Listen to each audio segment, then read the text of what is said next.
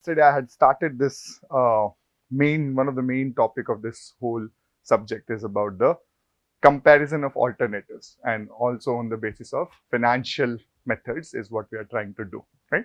So I just gave you a brief overview that one of the fundamental assumptions in any of the comparison study we are going to make in this class is that these projects are technically equal in a way that at least they satisfy the all the minimum criteria that you have set up for technology perspective or the functionality perspective, and they are equally socially acceptable. So uh, people who are using or being affected by these technology have no preference over one over the other. So it's kind of an unbiased opinion that you are taking. So then the key metric that you have is the financial and economic viability or performance of the alternatives, right? And I was also introducing you this concept of mutually exclusive projects, which is if you invest in one, you are automatically barred from investing in other. So you can, at any point of time, you can just select one project. And in that, doing nothing is also an option. For example, if you don't find any of the alternative as a viable alternative, you can just choose to say that I will do nothing out of the both of those. Many of time, this do nothing will not be evident in the language, but it's always an option, right? If you have to sense from the question or the kind of situations you have been put on, whether it is whether in this kind of a problem are you looking for making profits or only cost only projects. I'll give you an idea about that. But if you're looking for projects which you expect some profit from them, and you see that all the alternatives, none of them is giving you profit, then do nothing is an option for you, even if it is mentioned or not mentioned in the question. Okay. And then there are independent projects. We will not be dealing too many of them in this, but just the idea is that independent projects have certain limitations in a way that you can, let's say you have about 1 million rupee, that's the example I gave, and you find that you expect at least a return of 7% from each of the projects. So all that projects which can give you 7% return and you can cover in your 1 million rupees, you can invest. So just by investing in one project of a smaller amount does not exclude you from not investing in the other, right? So in your real life, you are typically dealing with independent projects. For example, you have $1 million to invest. One particular scheme or whatever financial instrument is only taking $700,000. The remaining $300,000 you can still invest in something slightly less return and things like that according to what your criteria are, right? But we'll not be dealing too much of that because it's why not, I will also explain later. Okay, so this is where we are starting today. So in general, the goal of comparison of alternative is essentially these three, and this is generally applicable for all engineering economic calculation. You are either trying to maximizing the profits, or you are trying to minimize the cost, or you are trying to have savings. For example, if you were doing certain things with the existing technology, by doing a new technology, would it result in extra savings for you? That's a question that you need to answer. So savings also you need to maximize. So that's the primary criteria, that as an investor or as a person who is looking at these problems, your criteria is either to maximize the profit, minimize the cost, or maximize the savings, right? Now there can be two types of projects that you will find generally available. One are alternatives which only involve cost. Uh, an example of this would be any capital expenditure. For example, in order to run your business, you need a car, right? So car itself is not giving you money. Just buying the car itself is not going to give you money, but car is an essential means for you to travel and then generate revenue by dealing with clients and stuff like that. So in that case, you would perhaps want to minimize the car which has the least cost over its entire life, is the kind of idea, because car is only a cost only feature. So then you will compare the different cars on their relative cost for the whole life cycle of their individual cars. How to do that, I will tell you, but essentially that's what you are trying to do. In certain cases, you will have both cost as well as benefits. So in that case, you are trying to have the net benefit, which is the benefit minus cost, and you are trying to maximize those alternatives. So you will then select the alternative which gives you the maximum net benefits at whatever present or future what you are trying to estimate. Okay, make sense? Able to relate? So for actually even in any industry, any business, capex is very essential. a lot of time you will have alternatives which are themselves not generating any revenue, but they are essential. So we will have such kind of examples commonly occurring in this. And in case there is a cost and revenue both associated with it, your goal inherently becomes to maximize the net savings or net benefits. Okay. Couple of things. Again, this whole course is evolved from the needs of the people and how investors in general, the kind of things that they are looking into when they're trying to make decisions about investing in different alternatives, right? And this particular method of engineering economy analysis, it's not new in that sense. It has been evolving over past, I would say, more than 7 decades. Like some of the early theories of all these cash flow series are almost like 70 years ago. So people started with simpler methods. Then they added complexity as in when they realized that, okay, simpler methods are giving them errors and those are not reliable for them. But still a lot of simple methods still remain in use, and I will just introduce you some of them.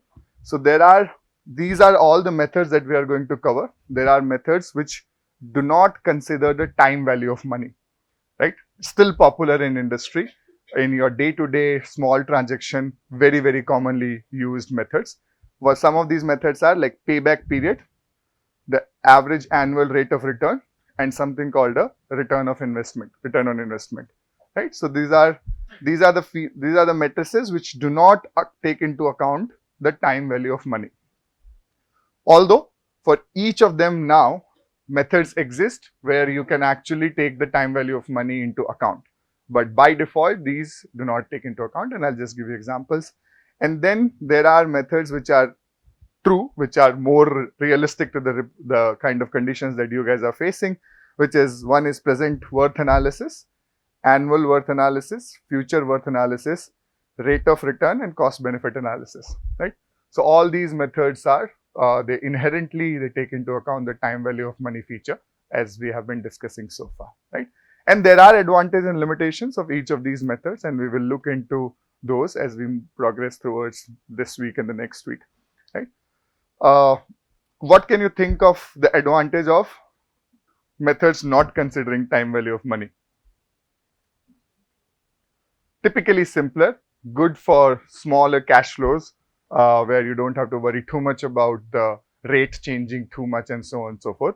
And of course, sometimes you can make your life complicated by bringing this time value of money, while you'll realize that final error percentage is just like 1 or 0.1%. Even if you do more sophisticated method, it is not giving you as accurate result. So in your, depending upon that, you have to choose which method you use.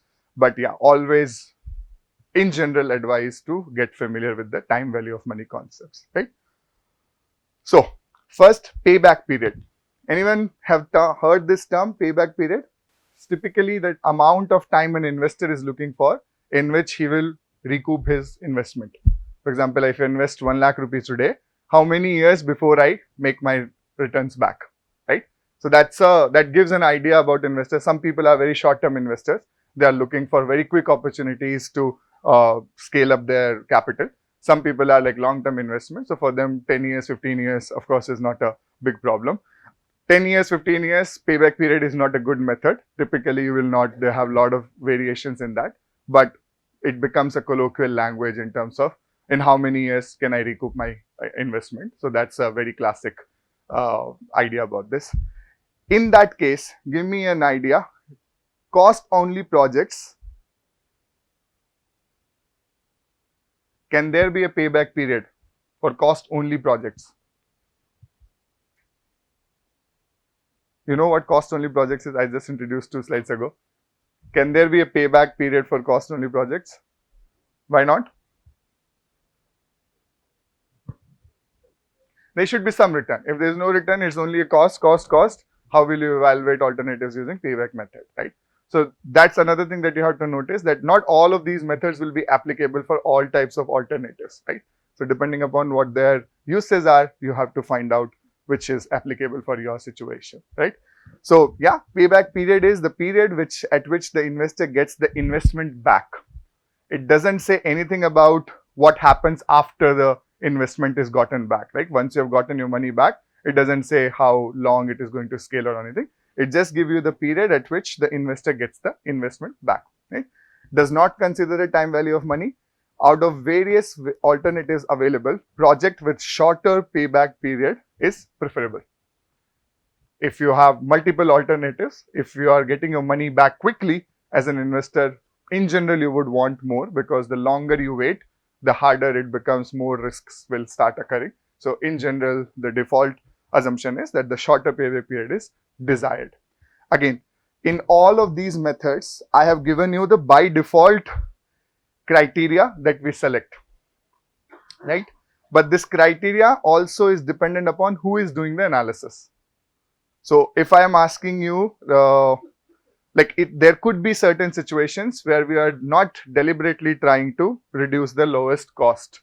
There could be situations you might be actually trying to estimate, okay, for example, you know that there are two alternatives. Alternative A is less cost, but at the same time, alternative B has some slightly higher functionality, but it costs a little bit more.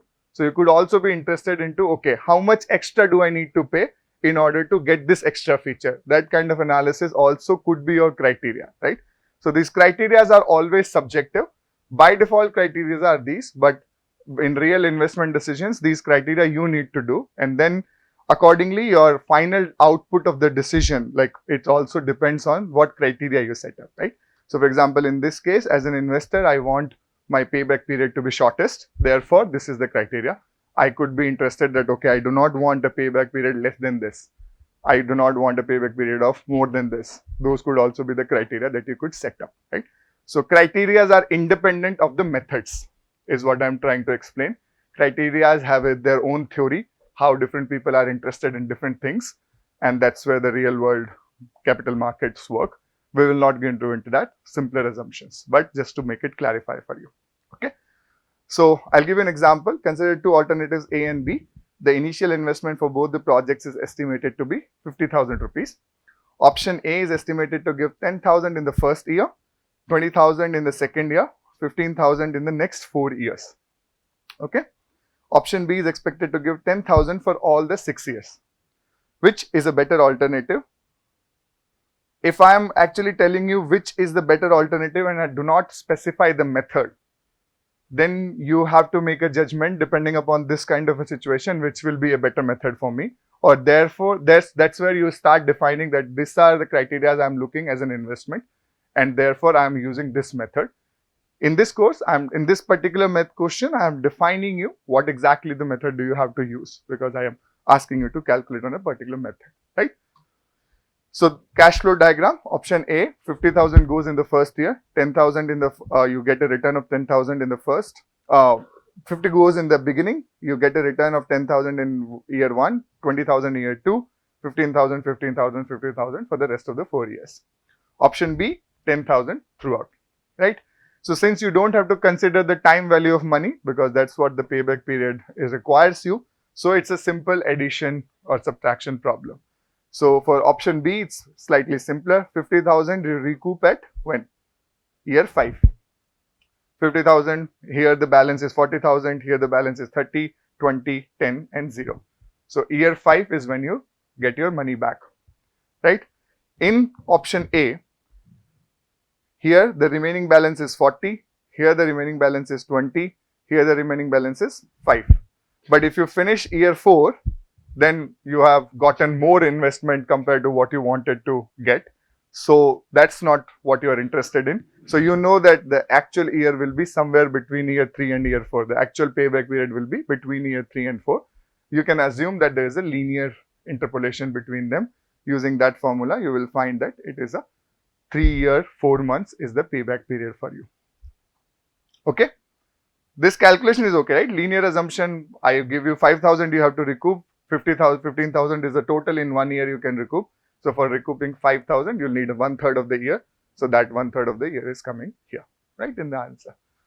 So in this case, project A is more preferable for you because it has a shorter payback period. Now, can anyone guess the limitations of this method? One is, of course, it does not consider the time value of money. What about other limitations of this method when you're evaluating? Answer lies in the cash flow series. You don't know exactly how much return you are getting. because you are just only interested what is the earliest point of time I get my money back. So you are not actually able to calculate how much percentage profit did you make. So no return calculation. What else?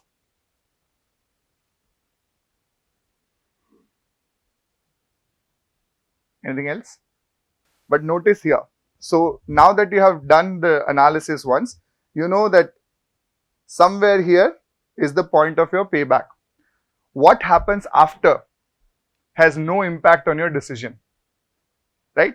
I could be making an investment which is not returning me good initial investment, but in the long term, it has a really good projection to make. But I'm just discarding that because the initial payback period could be longer for this kind of an investment. So it actually promotes very short-term investing. That's the kind of method it is. It just ignores the effect of any cash flow that is occurring after your payback period. Once you've calculated it, you are simply disregarding that much money. So in this particular case, you can see in option B, after the payback period, the total money you are making is just 10,000 rupees. In option A, after the payback period, you are actually making 15,000, 15,000, 15, another 45,000 for you to make, which has no impact on the decision here. It could be that in option B, you might be making another 60,000 here instead of 10,000. In that case, you might prefer option B, but since you are constrained only by the payback period, it limits the effect of whatever is happening after the payback period calculation. Got my point? Right? So it's again for smaller day-to-day life transaction works, simpler investment, okay, monthly transactions perhaps make sense, but not for really long-term projections of anything that you are doing. Okay. Any question in payback period? No? Fine? All right. Second is this average annual rate of return method. And in Hindi, it's very easy to make it understand in Hindi. It's like very colloquial ask like how much percentage every year I'm making, what percent my investment is accumulating every year, right? That kind of a very common metric used, 10% per year return this investment will give you, which we have been using as a concept also, right? So far in our interest rate. Very powerful metric. Rate of return, he mentioned that it's an important metric for any investor to make decisions, right? So that's the kind of method. Again, it does not consider the time value of money, this particular method. So here the alternatives are evaluated on the basis of average rate of return as expressed in terms of the percentage of the original capital. Okay, let me give an example. Suppose a contractor has two brands of excavators, A and B, to choose from. Suppose both the brands are available for a down payment of 4 lakh rupees and both brands can be useful for a period of 4 years. Brand A is estimated to give a return of 50,000 for the first year, 1,50,000 for the second year and 2 lakh for the third and fourth year. Brand B, on the other hand, is expected to give a return of 1 lakh for all the 4 years. Which brand of the tractor you should choose, and you have to use, I am specifying the method in terms of what choices you need to make. So, the total average annual return for brand A is 50,000, 150,000, 200,000 and 200,000 divided by 4. So, this comes out to be 1,50,000. The average annual rate of return is 1,50,000 divided by original capital, which was the 4 lakh rupees. That comes out to be 37.5%. Yeah, this is the average. So, you have taken the returns of average of all the returns in 4 years. That's the first step. And then you have divided by the original capital invested to get the estimate of the return. In the second case, this is what? 1 lakh rupees return every year. So, the average also becomes 1 lakh rupee. 1 lakh divided by 4 lakh into 100 is 25%. So, in this case, using this method, you will prefer option A compared to option B because the average return is higher, right? Anyone can guess the limitations in this method, except for the fact that it does not consider time value of money. If in one particular year, you are getting like too high of a value, that might influence your decision. But in real world, suddenly you cannot expect a jump of everything, right? Typically, there is a risk associated with very high cash flows also. And in those kind of things, this method is a terrible method. It can significantly influence the decision, but very commonly adopted actually. But In real world, you will never have a 37.5% kind of an investment on an average basis. It's extremely hard to find. And also, yes, because of it's not using the time value of money concept, it has significant limitations, which we'll see later as we move into the course. Okay. Any questions here? Finally, this return on investment. So this is the percentage increase or decrease in an investment over a set period. It is calculated by taking the difference between the current or the expected value and the original value divided by the original value and multiplied by 100. So it's simple formula. Suppose you had an investment originally of $200.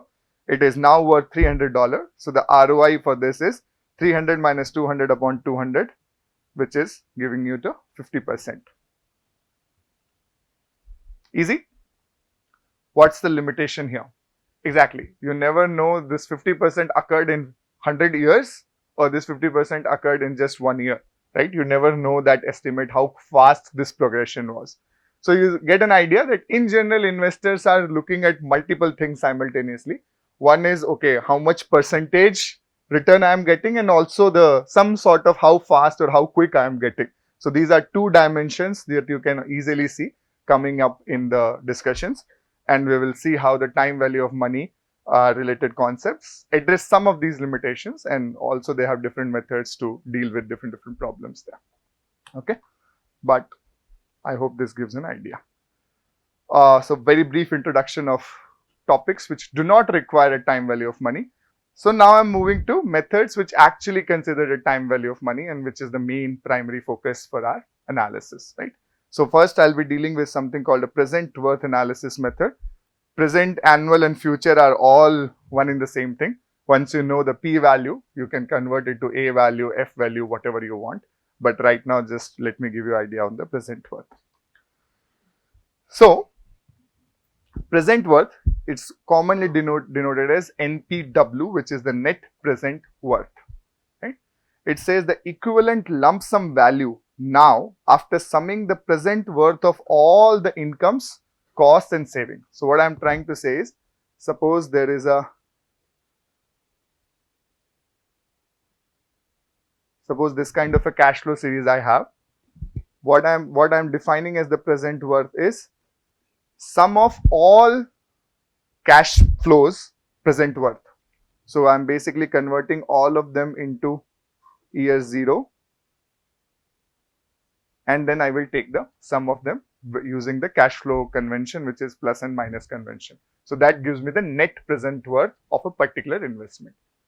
Okay, got the idea? Simple. We have been doing this calculation so far. And then alternatives are compared on the basis of equivalent present worth, right? So once you have defined the NPW of one alternative versus alternative 2, you have brought down all the alternatives on a common point. That's when you can start comparing them, right? But you must know the I, right? Because you are discounting the cash flows, you are essentially bringing them on the present worth. So you need some interest of rate of interest return, what we have been expecting so far. And this is also called as a discounted cash flow. So when I'm actually transforming all these future to present, I'm calling it as discounting.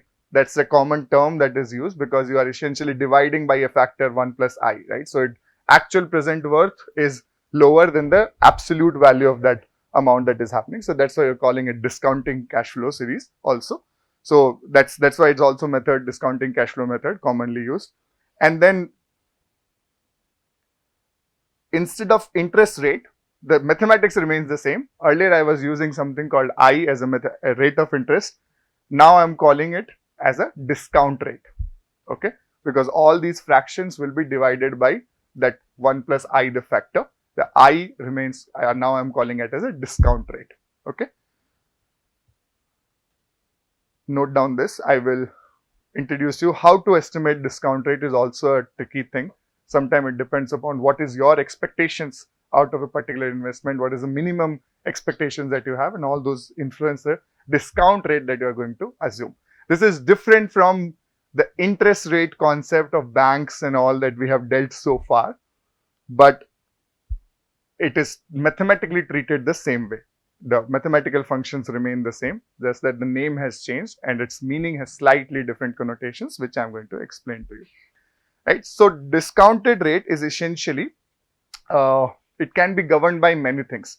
For example, I could say that for me as a person, as an investor, I expect at least 10% interest rate coming out of this particular alternative, right? At least I'm expecting that. So that value, your expectation from the investment can have an influence of the discounted rate you will use for the analysis, okay?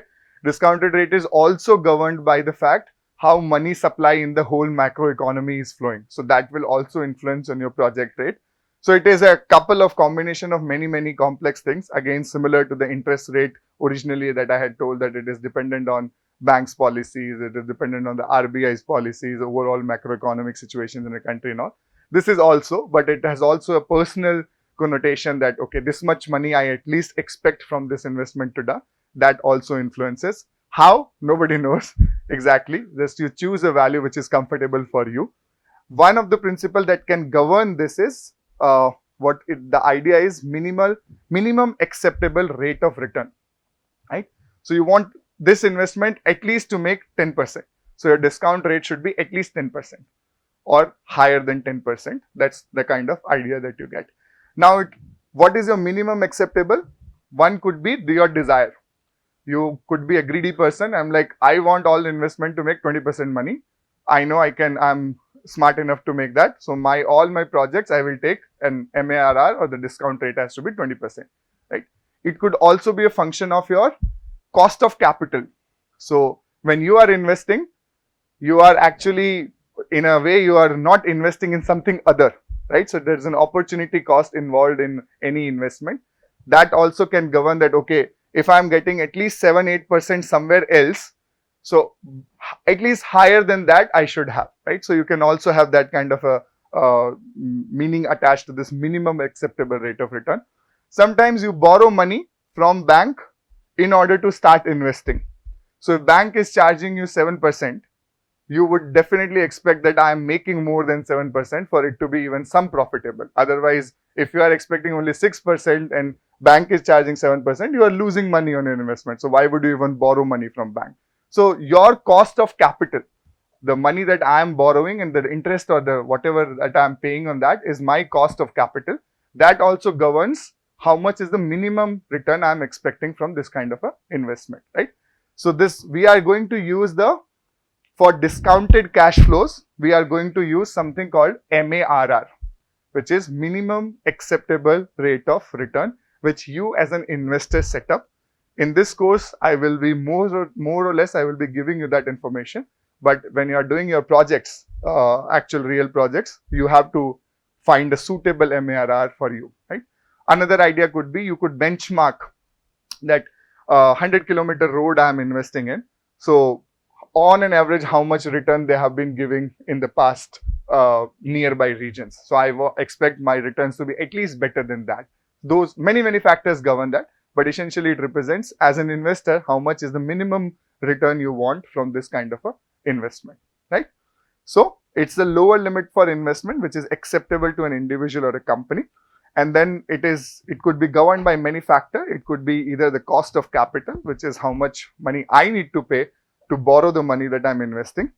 Also, you could have a premium that I'm having, like 7% is I'm borrowing. So I want at least 3% profit on the money that I am borrowing. So 7 plus 3% is what I am using as the discounting rate.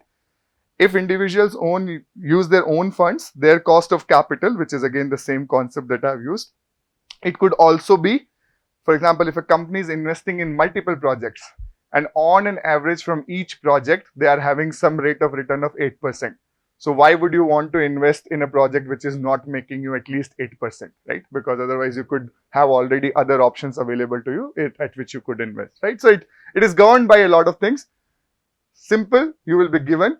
In real world, you need to find a value which is appropriate for you. How do you find? Depends on many factors is my main message that I want to give to you, right? So if MARR is given, this rate is something that will be used for discounting all the cash flows. Okay? Got the idea? So how do we select the best alternative using a present worth method? right? We are dealing only with mutually exclusive alternatives. We are not dealing with independent projects here. So,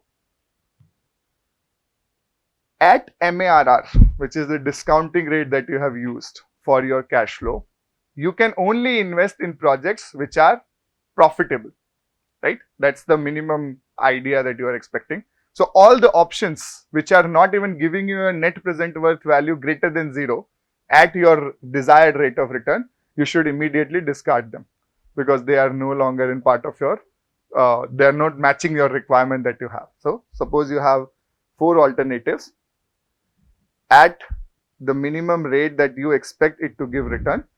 Let's say the present worth of this is greater than 0. So immediately that's alternative C and D are gone out of the race of even comparison, right? Then if more than one projects, then choose the largest numerical value. So that becomes simple. Between A and B, you will choose the project which gives you largest present worth at a given desired rate of return that you have put into the cash flow series, right?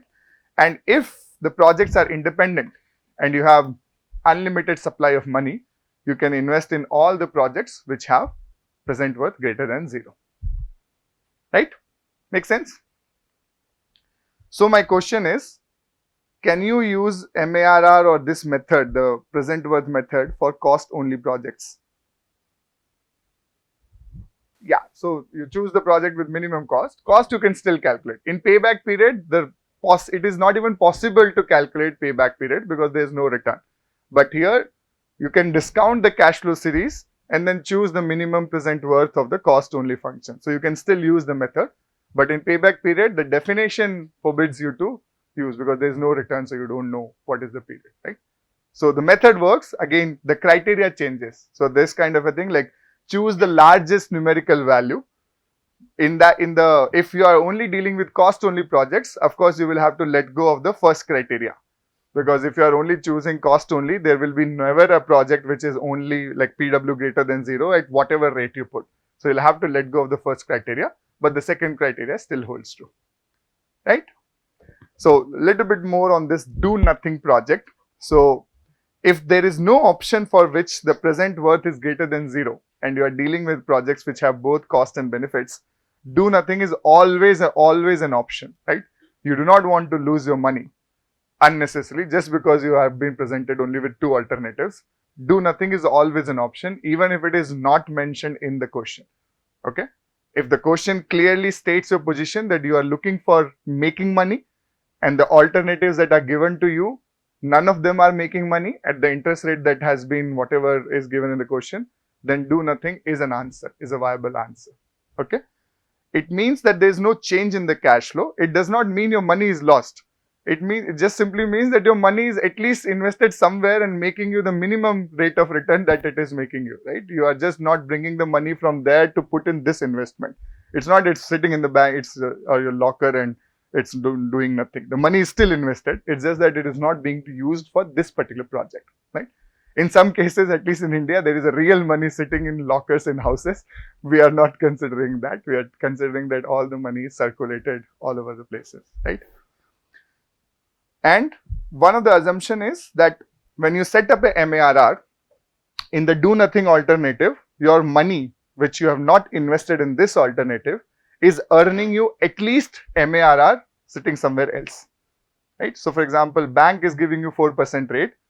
So you will never do a project which is less than 4%, right? Because alternative is do not withdraw the money from bank, don't invest here. It's sitting there, at least getting me 4% rate of return, right? So that's the idea behind the do nothing alternative, right? Yeah, so at least basically earning at least the interest rate. I just wanted to clarify that. Little bit complications when it comes for present worth methods. What can happen is projects can be of different time length, right? There could be technology which is only good for 5 years.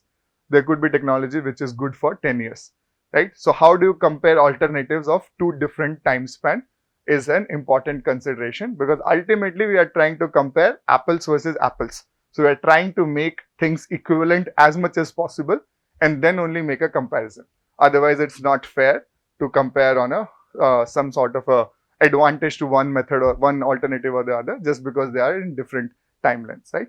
So there are three situations that can occur that all alternatives have same lifespan. Then you can directly apply the method, no problem, right? There could be alternatives with different lifespans. One could be 5 years, one could be 10 years, blah, blah, blah. We'll see how to deal with them. And there could be that lives are very long. So for example, you're talking about building a dam. So dam could be having like life of 50 years, 100 years, infrastructure kind of thing. So those projects require a slightly different treatment. So we'll look at the three cases where alternatives being compared have same lives, they have different lives, or they have almost infinite life in a way that it is very practically very large lifespan for each of the projects. Okay. So how to deal with them? First case is pretty simple. Alternatives with equal lifespan. All you need to do is calculate the present worth of all the cash flows at your MARR, compare and choose, right? Simple. You have alternative, whatever, let's say A has something this. It could be any series, it could be some random cash flow occurring here and there. You can use the methods and formulas, we have all gotten through them. Option B could be something like this. You bring all of them onto the single time point, you convert at the MARR that has been given, you compare them and not a problem. I'm assuming that N, the number of periods here, is same as the number of periods in the first case, right?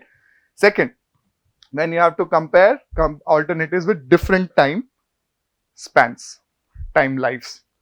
So I'll give you an example. Suppose an project A has a NPV of 50,000 and a life of 10 years. But then there is a project B with NPV of 35,000 but only 3 years. So if you start comparing, it could be different answer, because it could be that option B is just 3 years, so the changing it too frequently might not be good for your business, depending upon what kind of technology you are dealing with and so on and so forth. So even though option, if we were talking about the cost here, I think less costly. So even though option B is in present worth, it is less costly right now, it is seemingly, but it is only of a short duration thing also, right? Typically the long durable technology are slightly more expensive in the beginning to buy, right? And they have, over the time, they have lesser and lesser maintenance. But then there is an alternative which is cheaper, but then lifespan is also lower. So which alternative to choose? You have to be careful, and you need to bring them all in the same time span of your interest, right? That's what the idea is, that you should not unnecessarily favor a cheaper option in the short term by hampering your progress in the long term. Because idea is, if you're buying something which can last for 10 years, you have a need to do your business for 10 years, right? That's what you're considering this kind of a lifespan. So what will happen in the remaining 7 years if you go for option B should be properly accounted in when you're trying to make the alternative compare. Okay. How to do that? Let's say first method 1. This is assume future replacement for the shorter lived alternatives and obtain equal lifespans using the LCM, the least common multiple. So let me explain this sentence that I've just given to you here. Idea is, let's say your project A has the life of 10 years and the project B has the life of 5 years. So the LCM of both of these are what?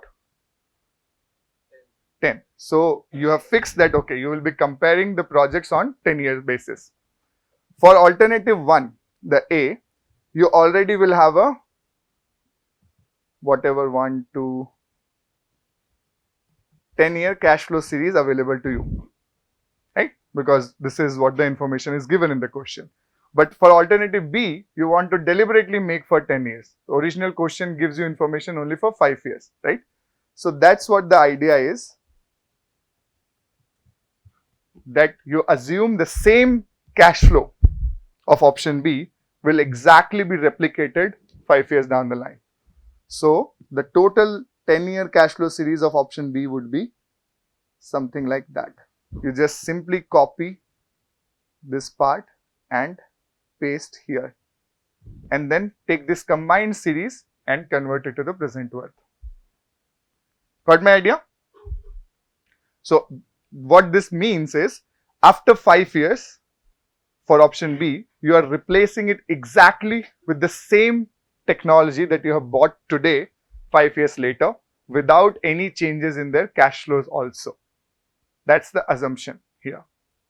Got it? How valid is this assumption in the real world? Why or why not? Price of the products have changed. So that's the time value of money you're talking about. That what you're buying today, 5 years down the line, first of all, it may not even be available. If you're talking about mobile phones, suppose as a instrument, 5 years old models, can you buy? You can still buy iPhone 6, but are they still functioning? No, right? Their performance might degrade. So they may not be any longer useful, even if they are available in the market. Their price may significantly be going down, or on the contrary, it might sometime actually go much, much higher. So what happens when we buy computers? Every day new chipsets are coming. So of course, we can't keep up with the old chip, like what is the latest model of the chipset in the market. So when we try to procure for IIT, sometimes we just mention slightly older chipset numbers because we know that this works for us, but we want them to have the better specifications compared to what we have given in the older number. But the contractor will say, no, you have mentioned this value, so I will bring you this chipset only. But that chipset is no longer in the market. So they are importing it from US. All that cost, they are transferring it to us. So sometimes because the material is not available anymore, Nokia 3310, do you guys remember the phone? Have you ever seen the hammer? So that's worth millions now. Sometimes you can buy that as expensive as much higher than its original cost, right? So, but it's not useful. It's not useful for you at the moment. So yeah, in real world, these assumptions are not true, but that's the limitation of this particular method. It assumes that you are replicating the exact cash flow series in all the subsequent periods whenever you are making the LCM, and then you are comparing, right? So it has limitation, but this is what you have. Okay, clear with the concept? So let's say here a PWD engineer has a choice of paving the road essentially with either type A or type B payments. Cost of two alternatives are given to you. Cost of new for type A and B is 4 lakh and 1 lakh. Annual maintenance for the higher amount is this 20,000, but annual maintenance for type B is 40,000 rupees. The estimated life is 10 years, 5 years. Salvage value. I think I had given you this concept in the assignment also. Salvage value is the amount that you get when you sell your assets after it has reached its service life, right? So for example, today also, even if your phone might be 5 years old, it still has that buyback option. Like a lot of new companies give you 10,000 rupee discount or something because they can salvage the raw, good quality materials, the copper wire, the gold platings and all from your phone because the chip circuits are in demand. So that could still be and something you need to consider in the alternative, right? So in type A, it's 50,000. In type B, 0. The interest rate, of course, which is, it should not be interest rate. Basically, the discount rate here is given to be 6%. Right? Very practical alternative. Takes high cost, but low annual maintenance. The service life is longer for the alternative A. Alternative B is slightly cheaper in the short term. In the immediately you have to pay less, but cost you much more in your annual maintenance, as well as the service life is smaller, right? So this is where we will, let me give you very quickly.